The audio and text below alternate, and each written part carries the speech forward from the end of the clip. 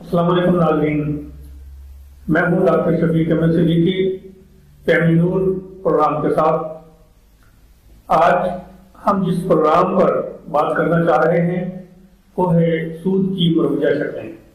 اس سلسلہ میں ہم معاشرے میں اپنی معاشی ترقی اور لین دین کے سلسلہ میں اپنا پیسہ انویسٹ کرتے رہتے ہیں، لیکن یہ نہیں سوچتے کہ یہ جائز بھی ہے یا ناجائز ہے، یہ حلال ہے یا حرام ہے۔ اس سوچے بغیر ہم اپنی انویسٹمنٹ کرتے جاتے ہیں، بلکہ ہمیں چاہیے کہ ہم کسی مذہبی اسکالر سے اس بارے میں دریافت کریں کہ ہمارا جو یہ پیسہ انویسٹ ہو رہا ہے وہ صحیح جگہ پر ہے اور اس کی آؤٹ پٹ ہمارے لیے حلال ہے یا حرام ہے۔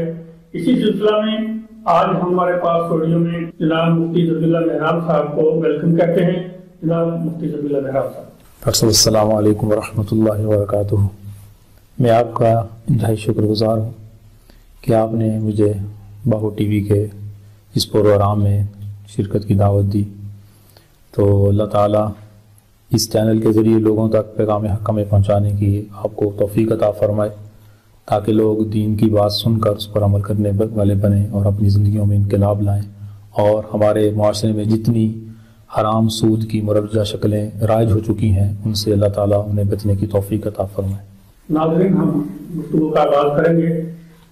مصحف جو ابھی ہمارے ملک میں جتنے بینک ہیں ان میں میکسیمم جو ان کے اندر نظام ہے وہ سود کا ہے، اور اس میں جو ہے سیونگ اکاؤنٹ کھولنے کی شرعی حیثیت کیا ہے، اس کے بارے میں آپ کیا کہیں؟ بسم اللہ الرحمن الرحیم، نحمده ونصلی علی رسوله الکریم، اما بعد، یا ایہا الذین آمنوا اتقوا اللہ وذروا ما بقی من الربا ان کنتم مؤمنین۔ ہمارے اس دور کا سب سے بڑا راسب المیہ یہ ہے کہ سود کی بہت ساری شکلیں مختلف طریقوں سے ہمارے بازار کے اندر، تجارت کے اندر رائج ہو چکی ہیں۔ بعض شکلیں ایسی ہیں کہ جن کے متعلق ایمان والوں کو علم ہی نہیں ہے کہ یہ سود ہے، اور بعض صورتیں ایسی ہیں جن کے متعلق لوگوں کو پتہ ہے لیکن ایمان کمزور ہونے کی وجہ سے وہ ان کے اندر مبتلا ہے۔ سب سے پہلے میں سود کے متعلق قرآن و حدیث میں جو مذمت آئی ہے اس کے حوالے سے تھوڑی سی گفتگو کرنا چاہتا ہوں کہ اللہ تعالیٰ قرآن مجید میں ارشاد فرماتے ہیں، اے ایمان والو کہ تم سود کو چھوڑ دو اگر تم ایمان والے ہو، فَإِن لَّمْ تَفْعَلُوا فَأْذَنُوا بِحَرْبٍ مِّنَ اللَّهِ وَرَسُولِهِ، اگر سود کو تم نہیں چھوڑو گے تو تم اللہ اور اس کے رسول کے خلاف اعلان جنگ کر رہے ہیں۔ قرآن مجید میں اللہ تعالیٰ نے بہت سارے گناہوں کی مذمت بیان فرمائی، وعیدیں بیان فرمائی۔ جس قدر شدید مذمت اللہ نے سود کے بارے میں بیان فرمائی، کسی اور گناہ کے بارے میں نہیں فرمائی، اسے عظیم گناہ قرار دیا کہ جو سود کا کاروبار کرتا ہے، سود کا لین دین کرتا ہے، وہ اللہ اور اس کے رسول کے خلاف اعلان جنگ کرتا ہے، اور اعلان جنگ میں دشمن کی قیمتی چیز کو نقصان پہنچایا جاتا ہے۔ تو ہمارے پاس سب سے قیمتی چیز ایمان ہے۔ خطرہ ہے کہ سودی کام کرنے والا، سود میں ملوث شخص کہیں اس کا ایمان ہی ختم نہ ہو جائے کہ اتنے بڑے گناہ کے اندر وہ مرتکب ہے، اتنا بڑا گناہ کر رہا ہے۔ سب سے پہلے دعا ہے کہ اللہ تعالیٰ تمام مسلمانوں کو اس عظیم گناہ سے توبہ کرنے کی توفیق عطا فرمائے۔ نبی علیہ الصلوۃ والسلام ارشاد فرماتے ہیں کہ جو سود کھاتا ہے وہ 36 بار زنا کرنے سے بڑا گناہ کرتا ہے۔ اتنا خطرناک گناہ ہے۔ تو آج بینکیں سود پہ لوگوں کو پیسے دے رہی ہیں، جو آپ نے سوال پوچھا ہے۔ بینک سے قرض لینا، لون لینا بھی کہتے ہیں، بینک لوگوں کو قرض فراہم کرتا ہے اور اس کے بدلے میں زیادہ رقم وصول کرتا ہے۔ اس کو اللہ تعالیٰ نے قرآن مجید میں حرام قرار دیا ہے۔ وَأَحَلَّ اللَّهُ الْبَيْعَ وَحَرَّمَ الرِّبَا، تم تجارت کرو، تجارت کے لیے نفع حاصل کرو، وہ تمہارے لیے حلال ہے، لیکن سود کو اللہ تعالیٰ نے حرام قرار دیا ہے۔ مشرکین مکہ یہی کہتے تھے کہ چیز بیچ کر ہم نفع لیتے ہیں، وہ بھی اس میں بھی نفع آتا ہے، اور پیسے کے ساتھ پیسہ اوپر لیتے ہیں اس میں بھی نفع ہے، تو یہ تو ایک ہی چیز ہے. اللہ نے فرمایا نہیں، ایک چیز نہیں ہے. وَأَحَلَّ اللَّهُ الْبَيْعَ وَحَرَّمَ الرِّبَا، اللہ نے خرید و فروخت کو حلال کیا ہے اور سود کو حرام کیا ہے. تو بینک کے ذریعے سود پر قرض لینا یہ بالکل حرام ہے، شریعت میں اس کی کوئی گنجائش نہیں ہے. لوگ آج کل مختلف ہیلے بہانوں کے ذریعے اسے جائز کرنے کی کوشش کرتے ہیں، مختلف صورتیں پیش کرتے ہیں. یہ ساری صورتیں ان کی اپنی اختراعی ہیں. کسی صورت میں بھی سود کا لینا جائز نہیں ہے. بامر مجبوری، بہت سخت مجبوری ہو، فاقے کی صورت بن جائے، وہ بھی کسی عالم اور مفتی سے تحقیق کر کے یہ سسٹم چلایا جا سکتا ہے. جو لوگ بینکوں سے سود لے کر اپنا کاروبار کرتے ہیں ان کے کاروبار سے برکت ختم ہو جاتی ہے، ایسا گرتے ہیں ساری زندگی دوبارہ اٹھ نہیں سکتے. اس لیے ایمان والے ہرگز ایسا نہ کریں، اپنے بینک سے قرض بھی نہ لیں اور اپنے بینک اکاؤنٹ میں صرف کرنٹ اکاؤنٹ کھلوائیں، سیونگ اکاؤنٹ نہ کھلوائیں، اس لیے کہ اللہ تعالیٰ سے اعلان جنگ ہے. سیونگ اکاؤنٹ کھلانے کی قطعاً اسلام کے اندر اجازت نہیں ہے. نہ ہی بینک سے قرض لینا سود کے اوپر جائز ہے اور نہ ہی سیونگ اکاؤنٹ کھلوانا یہ جائز ہے. جو دونوں چیزیں حرام ہیں. سب آپ نے ابھی مسئلہ بڑا آسان طریقے سے جو ہے ہمارے ناظرین کو بتایا ہے. اس طرح اکاؤنٹ میں جو متعین رقم کی شرط پر بینک جو سہولت دیتا ہے اس کا بھی آپ نے مختصر تذکرہ کر دیا. اس کی کوئی اور صورتیں بھی جو ہے اس سلسلے میں باقی ہیں جو شرعی لحاظ سے بات کرنے کی سہولت لینا کیسا ہے؟ ڈاکٹر صاحب جیسے میں نے بتایا کہ بینک میں نہ قرض لینا جائز ہے، حرام ہے اس میں اور سود پر، اور اسی طرح سیونگ اکاؤنٹ کھلوانا یہ بھی ناجائز اور حرام ہے چونکہ یہ سود ہے سارا. تو میں نے اپنے ایک جاننے والے میں نے ان سے کہا کہ آپ لوگ جو آپ کے پاس آتے ہیں آپ انہیں کرنٹ اکاؤنٹ کی دعوت دیا کریں. لیکن وہ کہتے ہیں ہم دعوت دیتے ہیں انہیں کہ آپ ایسا نہ کریں، اس کے باوجود وہ اصرار کرتے ہیں کہ ہمارا اکاؤنٹ سیونگ کھولا جائے اور سود لینے کے اوپر ہمیں وہ مجبور کرتے ہیں اور کہتے ہیں کہ ہمیں سود چاہیے. تو کتنی بڑی یہ بری بات ہے اور اللہ سے اعلان جنگ کرنے والی بات ہے. اور آج کل جس طرح بینک مختلف شکلیں سود کی بازار میں اور معاشرے میں رائج کر رہا ہے، اسی طرح ایک اور صورت سامنے آئی ہے. مختلف بینک اپنے اکاؤنٹ ہولڈر کو کہتے ہیں کہ آپ ہمارے اکاؤنٹ میں متعینہ رقم رکھ دیں، مثلا 25,000 روپیہ رکھیں گے، 25,000 سے کم نہیں ہونی چاہیے. اس کے عوض ہم آپ کو چیک بک بھی فری دیں گے، آپ کو ATM کارڈ بھی فری دیں گے، آپ کی ٹرانسفر بھی فری ہوگی. یہ صورت بھی متعینہ رقم والی جو صورت ہے یہ بھی حرام ہے، کیونکہ نبی صلی اللہ علیہ وسلم نے ارشاد فرمایا کہ ہر وہ قرض جس کے بدلے میں کسی قسم کا بھی نفع حاصل کیا جائے وہ حرام ہے، وہ سود ہے. تو یہ متعینہ رقم بینک جو شرط لگاتا ہے اپنے اکاؤنٹ ہولڈر پر، یہ بینک کے ذمہ قرض ہوتا ہے. جو ہم اکاؤنٹ کھلواتے ہیں بینک کے اندر وہ بینک کے ذمہ پیسے قرض ہیں، تو قرض کے بدلے وہ ہمیں یہ سہولت دے رہا ہے، یہ سود کے زمرے میں داخل ہے.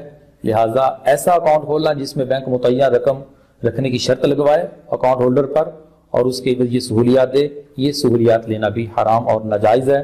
ہاں اگر کوئی بینک ایسا کرتا ہے کہ متعینہ رقم کی شرط نہیں لگاتا اور نہ ہی بینک اتنا پابند ہے کہ کل کو اگر وہ سہولت اسے ختم کر دے تو وہ اکاؤنٹ ہولڈر جا کر کہیں جگہ پہ جا کے اس کے خلاف کوئی اپلیکیشن دائر کر دے، ایسا سسٹم بھی نہیں ہے. نہ ہی متعینہ رقم کی کوئی شرط ہے، تو اپنے اکاؤنٹ ہولڈر کو سہولت دیتا ہے، فری چیک بک دیتا ہے، ATM کارڈ دیتا ہے اور ٹرانسفر کرنے کی سہولت فری فراہم کرتا ہے، لیکن متعینہ رقم کی شرط نہیں ہے، تو اس صورت کی گنجائش ہے، یہ سود میں داخل نہیں ہے. کچھ لوگ جو ہیں وہ بینک سے گاڑیاں خریدتے ہیں اور ان کی قسطیں جو ادا کرتے ہیں، یہ شریعت میں کیسا ہے؟ اگر ان کی قسط شار ہو جائے تو پھر وہ ایسا ہوتا ہے کہ وہ اس کے جرمانے کے ساتھ ادا کرنا پڑتی ہے. تو ان شرائط پر جو ہے بینک سے گاڑی لینا اور اس کی یہ قسطیں جو ہے جرمانے دینا، اس پر شریعت کی صحیح حکم کیا ہے؟ بہت اچھا ڈاکٹر صاحب آپ نے سوال کیا. بہت سارے لوگ ہمیں پوچھتے رہتے ہیں کہ بینک سے گاڑی لینا کیسا ہے. ہم انہیں بتاتے ہیں کہ بینک اگر گاڑی خرید کر تمہارے حوالے کرے نفع کے ساتھ، قسطیں بنا لے، نقد کی چیز کی نقد قیمت اور ہو قسطوں میں اور ہو، تو یہ شریعت میں متعین ہو جائے جائز ہے.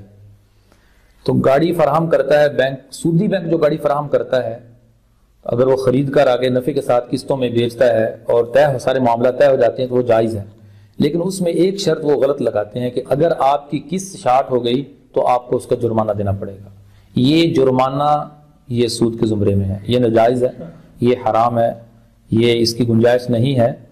لیکن اگر پھر بھی اس کے بغیر بھی وہ گاڑی لیں اور وہ اپنی قسط کو لیٹ نہ کرے، لیکن چونکہ وہ شرط تو اس نے متعین کر لی ہے، اگرچہ کراہت تو ہو گئی، سود کے زمرے میں بات تو نہیں جائے گی، لیکن چونکہ شرط کا معاملہ طے کر لیا کہ اگر میں قسط شارٹ کروں گا، میری قسط شارٹ ہوگی، تو میں اس کے بدلے میں تمہیں اضافی رقم یا جرمانے کے طور پر رقم وہ دوں گا، وہ ناجائز اور حرام ہے۔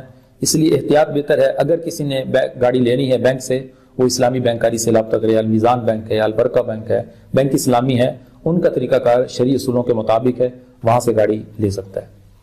اسی طرح جو ہے کچھ لوگ سب بانڈ کی خرید و فروخت کرتے ہیں، بانڈ خرید لیتے ہیں، پھر انہیں رکھتے ہیں، پھر وہ آگے جو ہے کسی کو پیسوں کے عوض دے دیتے ہیں، یا ان کا وہ نکلتا ہے کوئی قرارداد وغیرہ میں نکلتے ہیں، یہ کیسا ہے؟ صاحب آج بازار میں جیسے میں نے کہا کہ سود کی اور حرام کی مختلف شکلیں رائج ہیں، اچھے بھلے لوگ، سمجھدار لوگ اس میں مبتلا ہیں۔ اس پرائز بانڈ جو آپ نے سوال کیا ہے، یہ تو پورا بازار اس میں مبتلا نظر آتا ہے۔ اخباریں اٹھائی ہوئی ہیں اور نمبر ڈھونڈ رہے ہیں، نمبروں نعوذ باللہ معاذ اللہ نمبر لگنے کی دعائیں مانگ رہے ہیں، اللہ سے حرام حاصل کرنے کی دعا مانگتے ہیں کہ ہمارا نمبر لگ جائے، ہمارا نمبر نکل آئے۔ شریعت نے اس کو ناجائز اور حرام قرار دیا ہے۔ یا ایھا الذین آمنوا انما الخمر والمیسر والانصاب، اللہ نے جوئے سے منع کیا ہے، قمار بھی کہتے ہیں، میسر بھی کہتے ہیں، جوا بھی کہتے ہیں۔ تو یہ جوئے کے اندر داخل ایک قسم کا جوا ہے۔ 1000 روپے کا بانڈ خریدتا ہے تو اس کے بدلے میں اسے 25,000 ملتا ہے، تو اوپر اضافی جو رقم کس زمرے میں آ رہی ہے؟ تو لہٰذا یہ صورت جو بازار کے اندر رائج ہے، اچھے بھلے لوگ مبتلا ہیں، اس سے بچیں، یہ ناجائز اور حرام ہے، خود بھی حرام کھا رہے ہیں، اپنے بچوں کو بھی کھلا رہے ہیں، ساری گھر کی برکات ختم ہو جائیں گی۔ اللہ تعالیٰ ہمیں اس سے بچنے کی توفیق دے۔ آپ نے بہت اچھی بات کی کہ دعائیں کی جاتی ہیں بانڈ نکلنے کی، بلکہ بزرگوں سے دعائیں کروائی بھی جاتی ہیں کہ کسی اپنے مدبر کو، کسی امام صاحب کو کہا جی مجھے دعا فرمائیں گے۔ اسی طرح کریڈٹ کارڈ، سب کریڈٹ کارڈ جو ہے استعمال کرتے ہیں لوگ، وہ بھی اس میں کٹوتی بھی ہوتی ہے، وہ اسے جو ہے کیا استعمال کرنا چاہیے، یا اس میں لیے کوئی طریقہ اور اختیار کرنا چاہیے کریڈٹ کارڈ استعمال؟ ڈاکٹر صاحب کریڈٹ کارڈ اس وقت بہت زور پکڑ رہا ہے اور بینکیں دے رہی ہیں، اور بیرون ممالک میں بھی، پاکستان کے اندر بھی اس کا استعمال کثرت سے ہو رہا ہے۔ اس کے بارے میں ناظرین ذرا توجہ سے بات سمجھ لیں کہ کریڈٹ کارڈ جب بینک جاری کرتا ہے، اس کارڈ میں مثال کے طور پہ 1,00,000 روپیہ ہوتا ہے، تو اگر وہ 1 مہینے کے اندر واپس کر دے تو بغیر کسی سودی رقم کے اسے واپس کر دے تو اتنی ہی رقم اس سے لی جائے گی جتنے اس کے اندر پیسے تھے۔ اگر وہ 1 مہینے سے رقم ادا کرنے میں لیٹ کرتا ہے تو بینک اس کے ساتھ معاہدہ پہلے کر لیتا ہے کہ اگر آپ 1 مہینے سے لیٹ کرو گے تو تمہیں اس کا اضافی جرمانہ دینا پڑے گا، اوپر اضافی پیسے دینے پڑیں گے جو کہ سود کے زمرے میں آتے ہیں۔ لہذا کریڈٹ کارڈ کا استعمال سود کے ذریعے اگر یہ شرط موجود ہے وہ تو ناجائز ہے۔ اگر وہ جس نے کارڈ حاصل کیا ہے وہ وقت پر قسط ادا کر دیتا ہے، وقت پر رقم جو بینک سے اس نے لی تھی بطور قرض کے وقت پر ادا کر دیتا ہے، اسے سود نہیں دینا پڑتا۔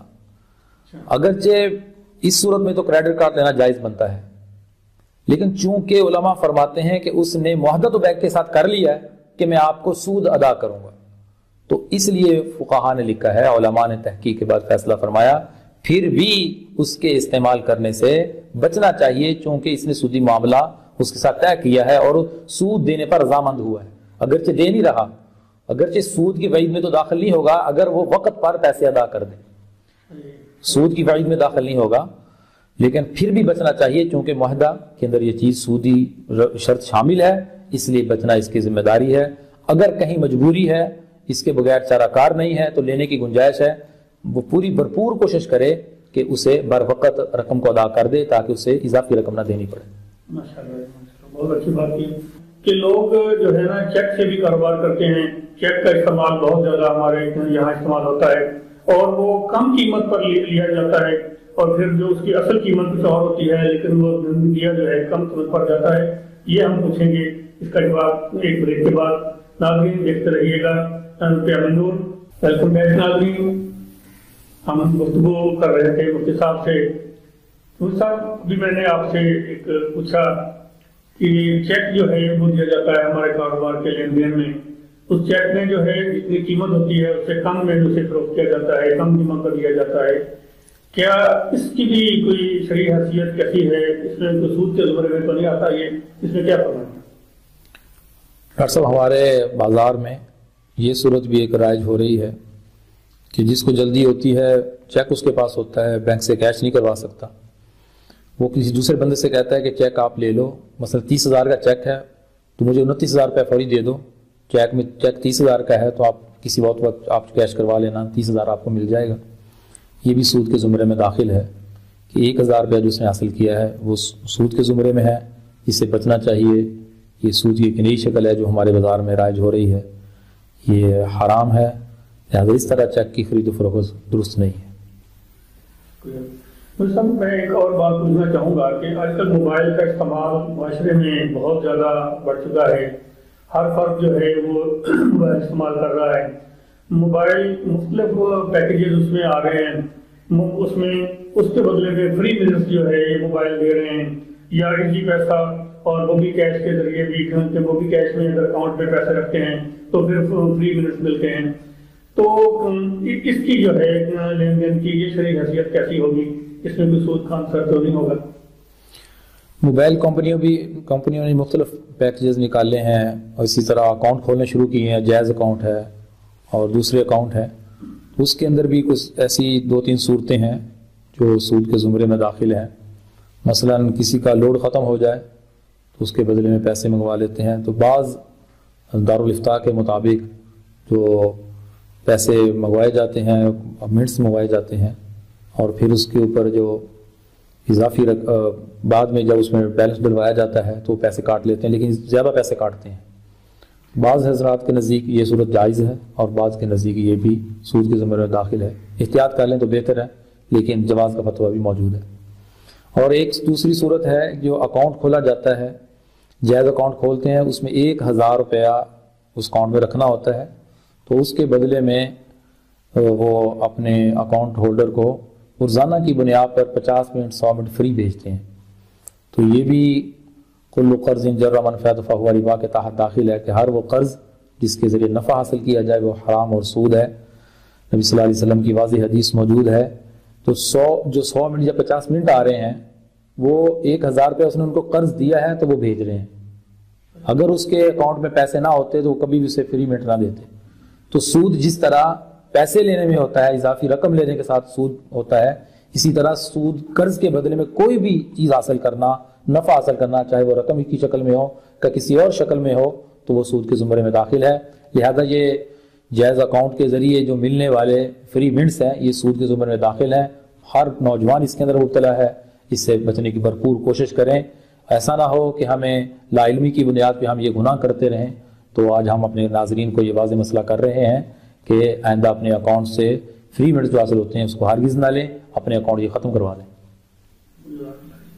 مصطفیٰ، ایک اور بات پوچھنا چاہوں گا میں کہ تجارت کے سلسلے میں، تجارت میں بعض دفعہ ایک چیز کا نام لیا جاتا ہے، صرف وہ چیز سامنے نہیں ہوتی اور اس کے پاس وہ چیز موجود نہیں ہے، اس کے نام پر جو ہے وہ استعمال کر کے لین دین کیا جا رہا ہے، یہ کیسا ہے؟ ڈاکٹر صاحب، شریعت نے تجارت کے اصول مقرر فرمائے ہیں۔ نبی صلی اللہ علیہ وسلم کی حدیث موجود ہے کہ جب تک تم چیز کے اوپر قبضہ نہ کر لو تو تم آگے اسے بیچ نہیں سکتے۔ حدیث کی روشنی میں یہ بات سمجھ آتی ہے، اور بھی کئی شرائط ہیں، تجارت کے 10 اصول ہیں، تو ہمارے ایمان والے ان اصولوں سے واقف نہیں ہیں، اپنی من مرضی کے مطابق تجارت کرتے ہیں۔ تو جو صورت آپ نے بیان کی یہ ہمارے بازار میں آج کل رائج ہے، لوگ چیز کا نام استعمال کر کے تجارت کر رہے ہیں۔ میں مثال سے بات اگر سمجھا دوں تو اچھے طریقے سے بات سمجھ آ سکتی ہے۔ ایک تاجر دوسرے علاقے میں کال کرتا ہے دوسرے تاجر کو کہ مجھے مثال کے اوپر چینی چاہیے، تو وہ کہتا ہے کہ کتنی چینی چاہیے؟ وہ کہتا ہے 1,000 بوری چاہیے۔ وہ 1,000 بوری چینی اس نے کہا آپ کی ہو گئی، آپ مجھے 1,000 بوری کے پیسے بھیج دیں۔ 1,000 بوری کے پیسے اسے دے دیے گئے۔ 6 مہینے کے بعد یہی جس نے پیسے بھیجے تھے اس کو فون کرتا ہے کہ چینی اب مہنگی ہو چکی ہے، میں اس کو بیچنا ہے، آپ سے خریدی تھی۔ اس نے کہا آپ نے باہر بھی تو بیچنی ہے، آپ مجھے ہی بیچ دیں۔ کتنے پیسے بنتے ہیں؟ اس نے کہا اتنے بنتے ہیں۔ اس نے پیسے اضافی رقم کے ساتھ واپس کر دیے۔ اب نہ اس تاجر نے چینی کو دیکھا ہے، نہ اس کے اوپر قبضہ کیا ہے، نہ اسے پتہ ہے اس کے پاس ہے یا نہیں ہے، تو یہ صرف چینی کا نام استعمال ہوا ہے، اور جو اس کے اوپر نفع ملنے والا یہ سود کے اندر داخل ہے۔ یہ حرام ہے، یہ ناجائز صورت ہے، یہ بازار کے اندر رائج ہو رہی ہے. لوگ خوش ہو رہے ہیں کہ ہمیں گھر بیٹھے اتنے پیسے بچ گئے، جبکہ یہ حرام ان کے گھر میں آیا ہے، انہوں نے حرام نفع کمایا ہے.